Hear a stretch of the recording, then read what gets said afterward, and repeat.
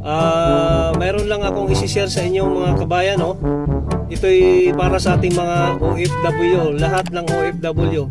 May bago kasing protocol ngayon na kailangan ang PCR test kapag tayo umuwi sa Pilipinas, kasi isa yan sa mga requirements kapag tayo'y nag-registered sa One Health Pass.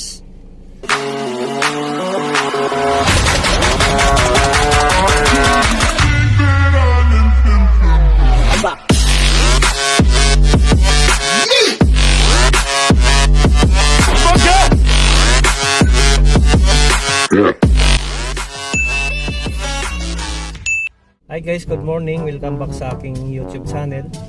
For this video guys, mga kabayan, ito ay tungkol sa bagong protocol ngayon sa airport na hindi na kailangan ang PCR test kapag tayo umuwi sa Pilipinas.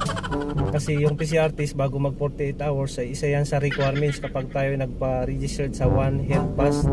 So ngayon mga kabayan, so yung 18 years old above, Filipino man or foreigner, ay hindi na kailangan ang PCR test or swab testing bago ang flight kung sila ay vaccinated at mayroon ng booster. So ito yung 18 years old above. So itong 12 years old hanggang 17 years old naman ay hindi na rin kailangan ang pre-departure test or PCR test kung sila ay fully vaccinated na at mayroon na ring booster shot. So ito yung 12 years old hanggang 17 years old. So tungkol naman sa mga bata, siyempre yung mga magulang kapag umuwi sa Pilipinas ay kasama din yung mga anak nila. So yung mga bata ay exempted na kung kasama nila ang kanilang mga magulang or parents, kung ang parents nila ay fully vaccinated na rin at mayroon na ring booster.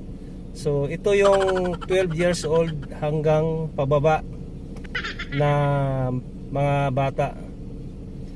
So magandang good news yan guys. Good news yan sa ating mga OFW. So lahat ng OFW, good news sa atin yan.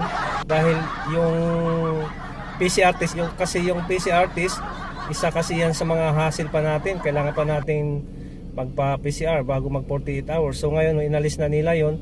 So good news para sa ating mga OFW kung tayo uuwi sa Pilipinas. So okay guys, pero kailangan pa rin natin magpa-registered sa One Health Pass. Okay guys, mga kabayan, sana nakakuha kayo ng idea sa akin. So yun lang, maraming salamat mga kabayan. Sa mga hindi pa nag-subscribe dyan sa aking channel, sana i-subscribe nyo ang aking channel para update naman kayo kung mayroon akong bagong video. Okay guys mga kabayan, maraming salamat. Bye bye.